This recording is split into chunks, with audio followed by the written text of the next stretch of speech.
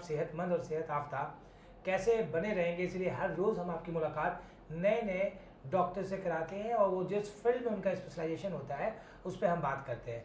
आपको कोई भी मर्ज हो, बीमारी हो, उसके के लिए हम पहले से ही हर फील्ड के डॉक्टर को अपना एज अ गेस्ट बुलाते हैं, उनसे बात करते हैं या उनके ओपीडी में जाके हम बात करते हैं। आज हमारे साथ एशियन हॉस्पिटल के डॉक्टर पंकज सर हैं, जो कि स्पाइन सर्जन हैं, ऑर्थोपेडिक्स हैं और काफ़ी बड़ा नाम है डॉक्टर पंकज सर का। डॉक्टर पंकज सर, आपका बहुत स्वागत है हमारे 24 डेली वॉच के हेल्दी बिहार सेगमेंट में। Thank you very much.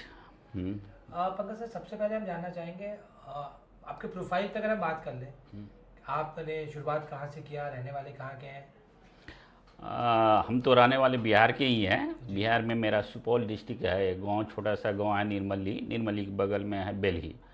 वहाँ से मेरा पैदाइशी है। उसके बाद MBBS झारखंड से किए। पहले बिहार में ही था, अब झारखंड से किए हैं। उसके बाद PG MBP कोराला institute of health science Dharan से किए और फेलोशिप के लिए हम 2 साल आउटसाइड कर में इंडिया थे। इसमें स्पाइन फेलोशिप है, hand and micro surgery fellowship है, 2 साल आउटसाइड इंडिया थे। उसके बाद मैं अपोलो हॉस्पिटल हैदराबाद में एज ए कंसल्टेंट ज्वाइन किया, as a orthopaedic spine surgeon. करीब 5 साल तक अपोलो हॉस्पिटल हैदराबाद में थे। उसके बाद फिर अपोलो ग्रुप का ही एक हॉस्पिटल था ढाका में, वहाँ पर 4 साल रहे। वहाँ पर स्पाइन यूनिट था नहीं, तो हमको वहाँ से भेजा गया अपोलो ग्रुप की तरफ से, आप स्पाइन यूनिट स्टार्ट कीजिए। और मैंने 1 साल के लिए गया था, रहते रहते 4 साल। फिर उसके बाद अब सोचे कि इतना दिन घूम लिए। MBBS MS के बाद ऑलमोस्ट 20 ईयर के बाद बिहार आया, वापस बिहार आया। जब मेरा MBBS हुआ था 2000 में पास आउट थे, MBBS मेरा पास आउट था। उसके बाद 2019 में हम पटना आए, करीब 19-20 साल के बाद। 2 साल आउटसाइड इंडिया थे, 7-8 साल आउटसाइड बिहार थे, मतलब हैदराबाद में थे। उसके बाद नेपाल में कुछ 6-7 ईयर थे। उसके बाद 4 साल ढाका में थे। उसके बाद पटना आए। पटना में कोई बड़ा सा ग्रुप 1-2 हॉस्पिटल ही थे। आते ही मेरे को अपॉर्चुनिटी मिली एशियन सिटी हॉस्पिटल में as a senior consultant join किए 19 में करीब। उसके बाद धीरे धीरे एज ए हम डायरेक्टर ऑर्थोपेडिक स्पाइन सर्जन और head as a orthopaedic spine काम कर रहे हैं एशियन सिटी हॉस्पिटल में। अच्छा, बाहर आपने काम किया और आपने बांग्लादेश में ढाका में आप रहे हैं, वहाँ पे आपने पूरे स्पाइन के यूनिट को ही वहाँ पे आपने, हम कह सकते हैं, स्टैब्लिश आपने ही किया वहाँ पे। वहाँ के आने के बाद आप बिहार वापस लौटे और अपने मिट्टी में आके काम करने का जो मज़ा है, लोगों से मिलना और लोगों से बात करना, तो वहाँ और यहाँ में बहुत सारा फ़र्क आपको दिखा होगा। मेडिकल साइंस की अगर हम बात कर रहे हैं, अब क्या है, मतलब पहले जब आप पास आउट थे और उतना ज़्यादा मतलब नहीं सारी चीज़ें थी, और अभी में क्या फ़र्क है?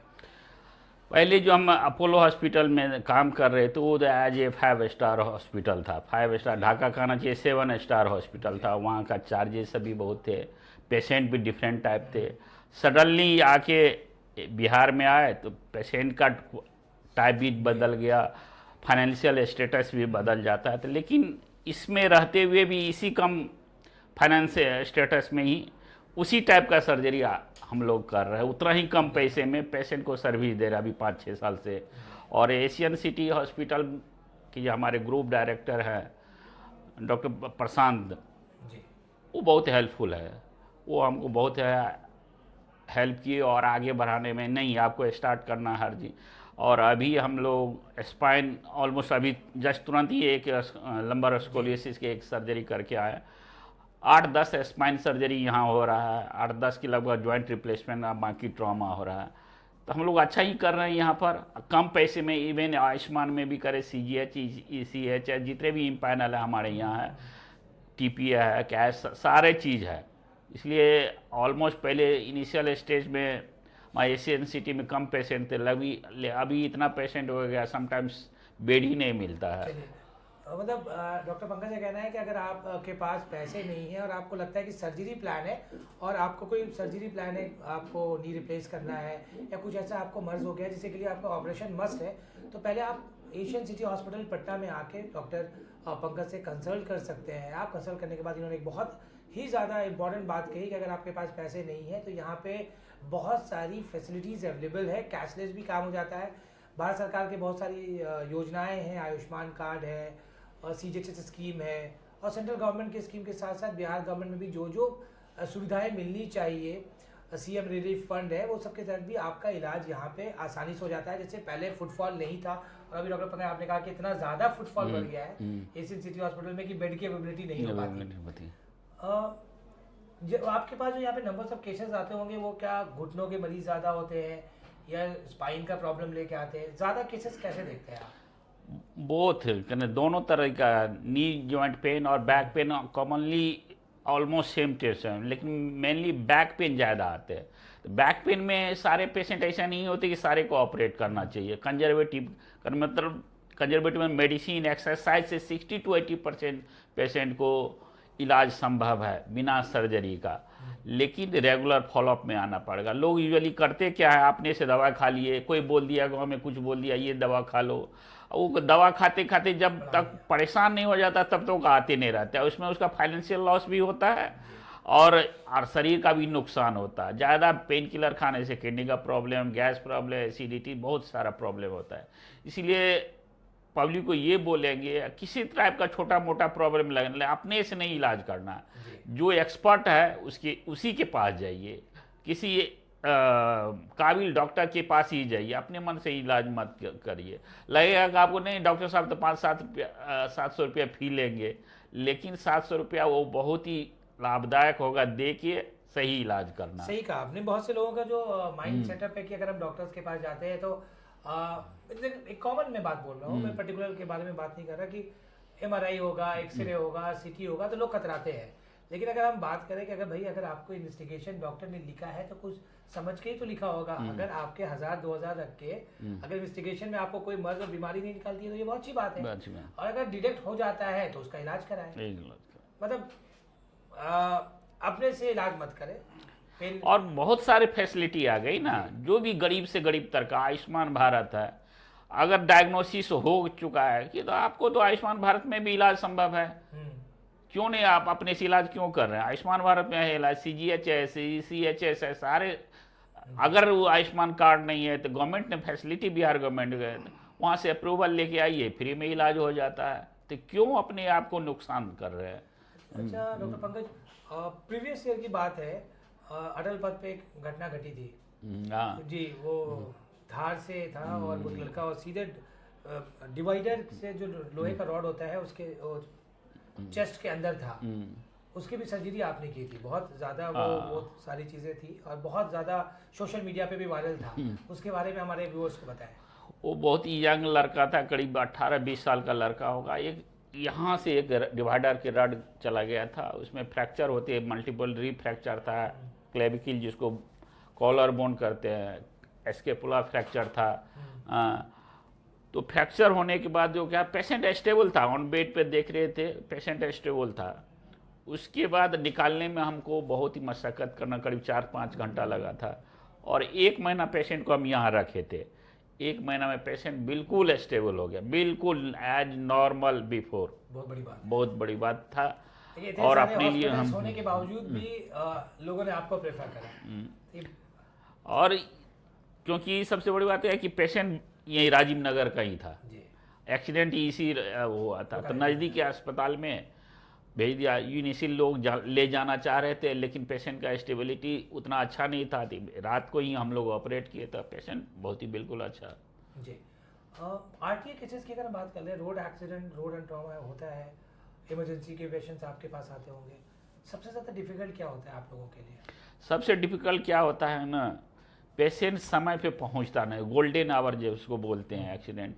वो अपने से छोटे मोटे, ठीक है छोटा में पहले ही आया, इलाज कराया, स्टेबलाइज कर, जल्दी रेफरल सेंटर में जाना चाहिए।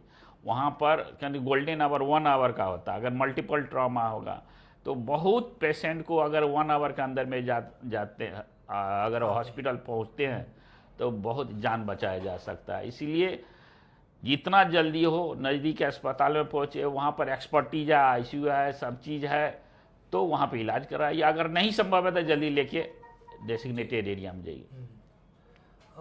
जैसे आपने कहा कि इमरजेंसी ट्रॉमा में भी आप लोग कैपेबल हैं। इमरजेंसी ट्रॉमा के पेशेंट जो आते हैं उनको बहुत अच्छे तरीके से यहाँ पे इलाज हो जाता है, बिकॉज आपके पास एक पूरी टीम है, पूरा टीम। इमरजेंसी है, ओटी है, सारी चीजें कार्डियो आपके पास। कार्डियोथोरेसिक सर्जन है, कार्डियोलॉजिस्ट है, 4 कार्डियोलॉजिस्ट है, कार्डियोथोरेसिक सर्जन है, हमारे एनेस्थेटिस्ट है, करीब 8-10 का एक पूरा टीम है एनेस्थेटिस्ट का। 24 आवर हम लोग को सर्विस दे रहा है। ऐसा नहीं है कि एनेस्थेटिस्ट ऑन कॉल है, सारे एनेस्थेटिस्ट इन हाउस है। जी आईसीयू का हम लोग का ऑलमोस्ट फुल रहता है, आईसीयू जी ऑलमोस्ट फुल रहता है एवरी डे। नोट कि एक दिन फुल रहा दूसरा दिन खाली रहा, ऐसा कुछ। ऑलमोस्ट 30 डेज फुल रहता है। वेटिंग पीरियड समटाइम्स ऐसा रहता है कि आईसीयू में नहीं ले पाते हैं, पेशेंट नहीं ले पाते हैं, तब क्या करना, भेजना पड़ता है। जी, रेफर करना, रेफर क्या मतलब रेफर कहीं किया अपने और जी, कहीं कहीं और जाना चाहिए। हाँ। जी। बहुत से लोगों को देखते हैं कि रोड एक्सीडेंट होता है, उनको अगर घुटना टूट गया या नीचे की हड्डी टूट जाती है घुटने के नीचे से, तो डॉक्टर्स कहते हैं कि आप 2-3 महीने रेस्ट करें। तो क्या जो पेशेंट सर्जरी कराने के बाद कंप्लीट घर पे बेड रेस्ट कर रहे हैं, तो क्या उस पेशेंट को फिजियोथेरेपी कराना चाहिए, फिजियोथेरेपिस्ट से मिलना चाहिए? हमेशा कोई भी सर्जरी हो, खासकर ऑर्थोपेडिक सर्जन, फिजियोथेरेपिस्ट का बहुत ही अच्छा रोल है। अगर बेड रिटर्न हो जाएंगे तो आपका जो मसल्स वीक हो जाएगा, नी जॉइंट स्टीफ हो जाएगा, इसीलिए फिजियोथेरेपिस्ट हमेशा ज़रूरत पड़ता है फ्रॉम डे 1। कोई भी नी का हो, नी रिप्लेसमेंट हो, स्पाइन सर्जरी हो, कोई भी ट्रॉमा सर्जरी हो, फिजियोथेरेपिस्ट का रोल हमेशा रहता है। वो भी एडवाइस पे ही जाए, डॉक्टर के एडवाइस पे, सर्जन जो एडवाइस करेंगे अकॉर्डिंगली किस टाइप का एक्सरसाइज करना है, ये इम्पोर्टेंट होता है फिजियोथेरेपिस्ट को बताना। लोगों के दिमाग में आज भी ये बातें चलती हैं कि स्पाइन का जो ऑपरेशन होता है वो बहुत लंबा होता है, और लोग दिमाग में लगाते हैं कि नहीं, अगर हम स्पाइन सर्जरी कराते हैं तो हमें अगर सक्सेस नहीं हुआ तो कम्प्लीटली हम बेड पे ही रहेंगे। नहीं, ऐसा कुछ नहीं है। ऐसा लोगों के दिमाग में बातें नहीं, ऐसा कुछ नहीं है। और ये सर्जरी इतना एडवांस हो चुका है ना, इवन मिनिमली इन्वेजिव सर्जरी है, एंडोस्कोपिक सर्जरी, आज ऑपरेशन करेंगे कल चलेंगे। इवन नी रिप्लेसमेंट हुआ, हिप रिप्लेसमेंट दूसरा दिन तीसरा दिन चलते हैं। तो इसलिए आजकल हर चीज़ एडवांसमेंट की तरफ जा रहा है, पहले डरने की बात नहीं। अगर सर्जरी ज़रूरत है प्रीफर्ड कीजिए। अगर आपको लग रहा है कोई सर्जन बता रहा है कि सर्जरी, आपको दूसरा ओपिनियन है, दूसरे सर्जन से दिखाइए, तीसरे से दिखाइए। अगर तीनों आदमी बोल रहा है, चारों आदमी बोल रहा है कि सर्जरी, तो आपको सर्जरी करना चाहिए। ऐसा नहीं कि हम दवा खा रहे हैं, ये दवा खा रहे हैं, ये ट्राई कर रहे हैं, वो ट्राई कर रहे हैं, आपको अपने आप को नुकसान ही पहुंचा रहे हैं। जी, डॉक्टर जो कहते हैं आपका, अगर आपको लगता है कि एक डॉक्टर से नहीं है तो आप सेकंड लीजिए, थर्ड ओपिनियन लीजिए। अगर सब कह रहे हैं तो जरूर करें, लेकिन एक्सपर्ट के ही पास जाए। आप जा रहे हैं स्पाइन सर्जरी कराना है, नी रिप्लेसमेंट कराना है, फिजिशियन से पूछ रहे हैं, जनरल सर्जन से पूछ रहे हैं, जो एक्सपर्टी जिसके पास है उसी के पास जाइए। डॉक्टर भी डिफरेंट टाइप का है, सारा सिस्टम का अलग है। कोई कार्डियोलॉजिस्ट, अब कार्डियोलॉजी हम बोलेंगे आपको हार्ट का ऑपरेशन करना चाहिए, हम कैसे बताएंगे भाई, कार्डियोलॉजिस्ट ही बताएगा। जी, मतलब पर्टिकुलर सबका स्पेशलाइजेशन है, अपने हिसाब से, अपने मर्ज के हिसाब से डॉक्टर के पास जाएं। डॉक्टर।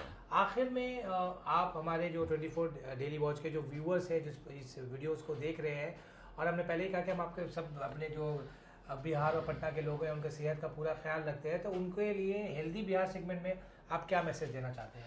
मैसेज ये देखें, अगर किसी टाइप का प्रॉब्लम है तो डॉक्टर से दिखाए। दूसरा, एडवाइस किया गया मेडिसिन जितना ड्यूरेशन के लिए लिखा गया उतना ड्यूरेशन के लिए खाइए। और अगर एडवाइस किया गया कि रिव्यू करना है 3 वीक्स 4 वीक, जब भी रिव्यू करा, रिव्यू करवा जरूरी है। और खासकर जो आजकल जो 60 to 80% जो वर्किंग है बैठ के काम करते हैं, उसके लिए रेगुलर एक्सरसाइज 5 से 10 मिनट सुबह शाम करेंगे तो आपको बैक पेन की ज़रूरत नहीं होगा, नी पेन नहीं होगा। हाँ, इसलिए एक्सरसाइज थोड़ा मोड़ा जितना हो सके 5 से 10 मिनट 15 मिनट थोड़ा सा भी एक्सरसाइज रेगुलर करेंगे। और जब भी किसी तरह का प्रॉब्लम हो तो डॉक्टर का ही एडवाइस ले। चलिए, बहुत शुक्रिया, थैंक यू। आपने अपना कीमती वक्त निकाला, और अभी आप ओटी से ही आए हैं। मैं माजरत चाहता हूँ आपसे, क्योंकि बाहर ओपीडी में बहुत लंबी भीड़ लगी है और पेशेंट आपका इंतजार कर रहे हैं। बहुत शुक्रिया, आपने इस प्रोग्राम के लिए कीमती वक्त निकाला। Thank you. दर्शकों, आज हमारे साथ एशियन सिटी हॉस्पिटल के डॉक्टर पंकज मौजूद थे, जो कि ऑर्थोपेडिक स्पाइन सर्जन हैं। इनका बहुत ज़्यादा बिहार में नाम है, इनके नंबर्स ऑफ पेशेंट बढ़ रहे हैं। इन्होंने खुद कहा अभी कि पहले ओपीडीज़ बहुत कम हुआ करती थी, लेकिन अभी नंबर्स ऑफ ओपीडीज़ बहुत बढ़ गई है, पेशेंट का फुटफॉल बहुत ज़्यादा है, इसलिए हम उनका ज़्यादा वक्त नहीं लेंगे। हमने आपको इन्फॉर्मेटिव वीडियो दिखाया, और हम हर रोज़ आपसे कहते हैं कि हर रोज़ हम आपको इन्फॉर्मेटिव वीडियोस अपलोड करते रहेंगे और आपके सेहत का पूरा ख्याल रखेंगे। अब मुझे यानी नज़ीर अख्तर को दीजिए इजाज़त। नमस्कार।